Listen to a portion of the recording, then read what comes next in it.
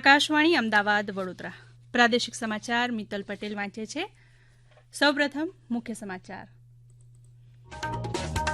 રાજ્યમાં ક્ષતિગ્રસ્ત માર્ગોમાંથી કુલ 47% પેચવર્કનું તથા 63% ખાડા પૂરવાનું કામ પૂર્ણ. ગુજરાત એટીએસે સત્તાવાર પરવાના વગરની રિવોલ્વર સાથે 7 વેપારીની ધરપકડ કરી. સરદાર સરોવર પુનઃ વસવાટ સંસ્થા હસ્તકની વસાહતોની મૂળ ગામ સાથે ભેળવવા હસ્તાંતરણ કરવાના નિયમોને આખરી ઓપ અપાયો. રાજ્યના 83 તાલુકામાં વરસાદ. સાબરકાંઠા, અરવલ્લી અને મહીસાગરમાં આવતીકાલે ભારે વરસાદની આગાહી. અને પાટણના ખેલાડી વિહંગ સાલવીએ રાજ્ય તરણ સ્પર્ધાના 5 વિભાગમાં સુવર્ણચંદ્રક જીત્યા. સમાચાર વિગતવાર. મુખ્યમંત્રી ભૂપેન્દ્ર પટેલે રાજ્યમાં ક્ષતિગ્રસ્ત માર્ગોની સમારકામની કામગીરી ઝડપથી પૂર્ણ કરવા આદેશ આપ્યો છે. તે અંતર્ગત અત્યાર સુધી 47% પેચવર્કની કામગીરી એટલે કે કુલ 1401 કિલોમીટર જેટલી લંબાઈના મેજર અને માઇનોર રસ્તાઓમાં પેચવર્કનું કામ પૂર્ણ થયું છે. જ્યારે રસ્તાઓમાં પડેલા માઇનર પોટહોલ્સ ખાડા પૂરવાની 63%થી વધુ એટલે કે 9092 પોટહોલ્સ પૂરવામાં આવ્યા છે. જ્યારે જાહેર સલામતીને લઈને મેજર અને માઇનોર કેટેગરીના કુલ 97 બ્રિજ વાહન વ્યવહાર માટે બંધ કરાયા. આગામી દિવસોમાં પણ મુશ્કેલી ન થાય તે માટે માર્ગ અને મકાન વિભાગ દ્વારા તકેદારીના પગલાઓ લઈને સત્વરે રસ્તાઓ મરમ્મત કરવાની કામગીરી કરવામાં આવી રહી છે. રાજ્યભરના જર્જરિત બ્રિજની ચકાસણી થઈ રહી છે. ત્યારે ગાંધીનગરથી એક ટુકડી નર્મદા જિલ્લામાં સ્થળ નિરીક્ષણ કરી રહી છે. નાના મોટા તમામ બ્રિજની તપાસ કર્યા બાદ 6 બ્રિજને વાહન વ્યવહાર માટે બંધ કરી દેવાયા છે. જિલ્લા કલેક્ટર એસ.કે. મોદીએ રાજપીપળા મોવી માર્ગ પર આવેલા કરજણ નદી પરના બ્રિજનું સ્થળ નિરીક્ષણ કર્યું. આ અંગે કલેક્ટરે વધુ માહિતી આપી. બધા બ્રિજ જોવાઈ ગયા છે અને કેટલાક બ્રિજનું રિપેરિંગ કામ માંગે છે અને એક બ્રિજ કે જે 66 વર્ષ જૂનો છે એ ટેકનિકલી એને સ્ટેબિલિટી રિપોર્ટ ન આવે ત્યાં સુધી અમોએ જાહેરનામા બહાર પાડીને તાત્કાલિક અસરથી બંધ કર્યો છે. બીજા પણ ડેડિયાપાડા નેત્રંગ તરફના અને મોવી તરફના કુલ 6 બ્રિજ આપણે બંધ કર્યા છે અને એને ડાયવર્ઝન આપ્યું છે અને આપણે રિપેરિંગ પણ ચાલુ કરી દીધું છે. સુરત જિલ્લા કલેક્ટર ડોક્ટર સૌરભ પારકીએ કામરેજ તાલુકાના ખોલવડ અને આંબોલીને જોડતા તાપી નદી પરના બ્રિજની મુલાકાત લીધી હતી. સમારકામને લીધે આ બ્રિજ બંધ કરાયો છે. અંદાજે 30 થી 35 દિવસમાં તમામ કામ પૂર્ણ કરી બ્રિજને ફરી ખુલ્લો મુકાશે. છોટાઉદેપુર જિલ્લામાં સંખેડા તાલુકાના બહાદુરપુર, હરેશ્વર અને ખેરવાડી માર્ગ સમારકામની કામગીરી બાદ પુનઃ વાહન વ્યવહાર માટે કાર્યરત કરાયો હતો. ભરૂચ જિલ્લાના અંકલેશ્વર, ઝઘડિયા, રાજપીપળા, સ્ટેચ્યુ ઓફ યુનિટીને જોડતા ધોરીમાર્ગોનું સમારકામ ચાલી રહ્યું છે. ઝઘડિયા તાલુકાના કુલ ખરાબ 15 કિલોમીટરથી વધુ લંબાઈના માર્ગોની મરામત કામગીરી પૂર્ણ કરાઈ છે. મોરબી મહાનગરપાલિકા દ્વારા શહેરના લાતી પ્લોટ વિસ્તારમાં રસ્તાના સમારકામ તથા ગટર ઉભરાવાની સમસ્યાના નિરાકરણ માટે અત્યાધુનિક રોબોટ મશીનરી સાથે યોગ્ય કામગીરી કરવામાં આવી રહી છે. અમદાવાદ શહેરના વિશાલા નજીક આવેલા શાસ્ત્રી બ્રિજનું નિરીક્ષણ કરી યાત્રીઓની સુરક્ષા અને વાહન વ્યવહારના પ્રવાહને ધ્યાનમાં રાખીને જરૂરી કામગીરી હાથ ધરવા અંગેના સૂચનો પણ નોંધવામાં આવ્યા છે. મહેસાણા જિલ્લામાં પણ ક્ષતિગ્રસ્ત બનેલા રસ્તાઓનું સમારકામ હાથ ધરાયું છે. રાજ્યની કુલ 17 મહાનગરપાલિકાઓમાં રોડ રસ્તા સમારકામની કામગીરી પૂરી કરાઈ છે. રાજ્યની અમદાવાદ, વડોદરા, સુરત, રાજકોટ, ગાંધીનગર, ભાવનગર, જામનગર અને જૂનાગઢ એમ જૂની 8 મહાનગરપાલિકા વિસ્તારમાં આવતા અંદાજે 300 કિલોમીટરના લંબાઈ ધરાવતા 291 કિલોમીટર સુધીના વધુના રસ્તાઓની મરામત કરવામાં આવી છે. ઉપરાંત રાજ્યની નવી મહેસાણા, નડિયાદ, આણંદ, નવસારી, વ્યાપી, સુરેન્દ્રનગર, મોરબી, ગાંધીધામ અને પોરબંદર એમ 9 મહાનગરપાલિકા વિસ્તારમાં આવતા અંદાજે 351 કિલોમીટરના લંબાઈ ધરાવતા રોડમાંથી 318 કિલોમીટરથી વધુના રોડ રસ્તાઓની મરામત કરવામાં આવી છે.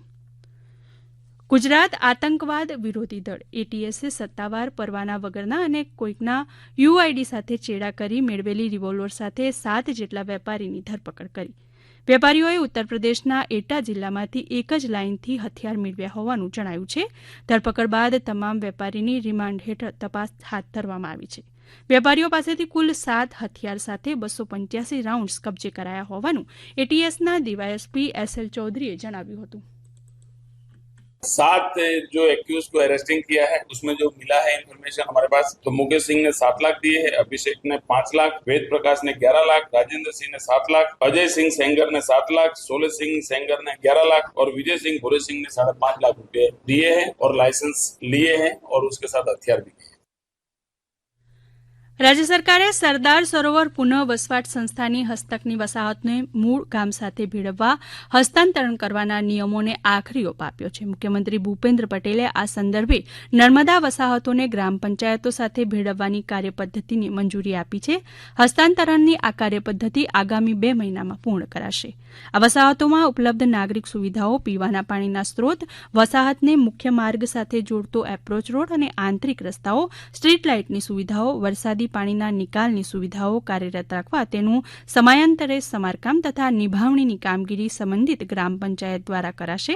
આ સાથે જ કુલ 26 તાલુકાની 127 જેટલી નર્મદા વસાહતોનો નજીકના સંબંધિત ગામ સાથે ભળવાનો માર્ગ મોકળો થયો છે. આ સમાચાર આપ આકાશવાણીના અમદાવાદ વડોદરા કેન્દ્ર પરથી સાંભળી રહ્યા છો. આ સમાચારનું જીવંત પ્રસારણ આપ અમારી YouTube channel AIR news Gujarat પર પણ સાંભળી શકશો. વધુ સમાચાર માટે અમારી વેબસાઇટ newsonair.gov.in/gu અને અમારા એક્સ હેન્ડલ AIR_news_AB18 ને ફોલો કરશો. કેન્દ્રીય રાજ્યમંત્રી નીમુબેન બાંભણિયાએ આજે ભાવનગર જિલ્લામાં સર ટી હોસ્પિટલ ખાતે રાષ્ટ્રીય વયોશ્રી યોજના હેઠળ મૂલ્યાંકન પ્રક્રિયાનો પ્રારંભ કરાવ્યો. ત્યારબાદ વિવિધ તાલુકા મથક પર આ પ્રક્રિયા હાથ ધરવામાં આવી રહી છે.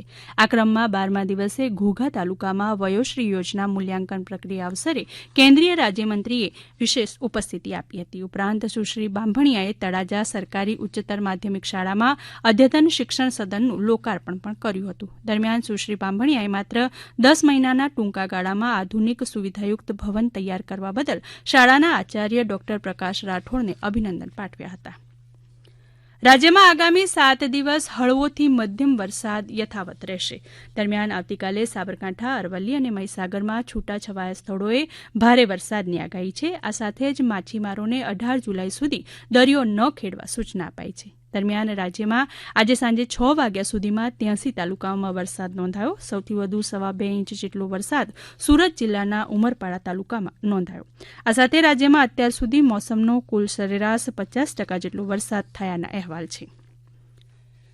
દેવભૂમિ દ્વારકા જિલ્લામાં ઓખા અને બેટ દ્વારકાને જોડતા સુદર્શન સેતુ બ્રિજને નુકસાન થયું હોવાનો દાવો કરતો સોશિયલ મીડિયા પર એક વિડીયો વાયરલ થયો હતો. જિલ્લા વહીવટીતંત્રએ આ વિડીયો જોયા બાદ બ્રિજનું નિરીક્ષણ કરતા બ્રિજ સંપૂર્ણ રીતે સલામત અને તેની પર અવરજવર કરવામાં કોઈ જોખમ ન હોવાનું જણાવ્યું. દરમિયાન કોઈપણ પ્રકારની અફવા પર વિશ્વાસ ન કરવા સુદર્શન સેતુ બ્રિજના સિવિલ મેનેજર વિકાસ દંદાએ લોકોને અપીલ કરી છે. पिछली 7 तारीख को एक रील थी जो कि इंस्टाग्राम की बताई जा रही थी, जिसमें दिखाया गया था कि सुदर्शन सेतु के नीचे से धूल उड़ती हुई दिखाई दे रही थी. आपको ये बताना चाह रहा हूँ कि सुदर्शन सेतु पर हर रोज जब ऊपर और अंदर की तरफ साफ सफाई होती है तब इस तरह की धूल हवा की वजह से उड़ती है. ब्रिज बिल्कुल सुरक्षित है, ट्रैफिक के लिए बिल्कुल सेफ है. आप आराम से निश्चिंत होकर के अपना आना जाना कर सकते हैं. અને પાટણના ખેલાડી વિહંગ સાલ્વીએ રાજ્ય તરણ સ્પર્ધાના 5 વિભાગમાં સુવર્ણ ચંદ્રક જીત્યા છે. અમદાવાદમાં યોજાયેલી ગુજરાત રાજ્ય જુનિયર અને સબ જુનિયર તરણ સ્પર્ધામાં ખેલાડીએ ઉત્કૃષ્ટ પ્રદર્શન કર્યું. શ્રી સાલ્વીએ 14 વર્ષથી ઓછી વયની શ્રેણીમાં 200, 400, 800 અને 1500 ફ્રી સ્ટાઇલ તેમજ 200 મીટર વ્યક્તિગત રમતમાં કુલ 5 સુવર્ણ ચંદ્રક પોતાને નામે કર્યા છે. વિહંગ સાલ્વી હાલમાં અમદાવાદમાં તાલીમ લઈ રહ્યા છે. નિષ્ણાંતોના માર્ગદર્શન હેઠળ વિહંગ નિયમિત અભ્યાસ કરી રહ્યા છે. તાજેતરની સિદ્ધિથી તેમણે પાટણ શહેર અને શાળાનું નામ રોશન કર્યું છે. અંતમાં મુખ્ય સમાચાર ફરી એકવાર. રાજ્યમાં ક્ષતિગ્રસ્ત માર્ગોમાંથી કુલ 47% પેચવર્કનું તથા 63% ખાડા પૂરવાનું કામ પૂરું. ગુજરાત એટીએસે સત્તાવાર પરવાના વગરની રિવોલ્વર સાથે 7 વેપારીની ધરપકડ કરી. સરદાર સરોવર પુનઃ વસવાટ સંસ્થા હસ્તકની વસાહતોને મૂળ ગામ સાથે ભેળવવા હસ્તાંતરણ કરવાના નિયમોને આખરી ઓપ અપાયો. રાજ્યના 83 તાલુકામાં વરસાદ. સાબરકાંઠા, અરવલ્લી અને મહીસાગરમાં આવતીકાલે ભારે વરસાદની આગાહી. અને પાટણના ખેલાડી વિહંગ સાલ્વીએ રાજ્ય તરણ સ્પર્ધાના 5 વિભાગમાં સુવર્ણ ચંદ્રક જીત્યા. આકાશવાણીના અમદાવાદ વડોદરા કેન્દ્ર પરથી પ્રાદેશિક સમાચાર પૂરા થયા. હવે પછી આપ રાત્રિના 7:50 રાષ્ટ્રીય સમાચાર સાંભળી શકશો.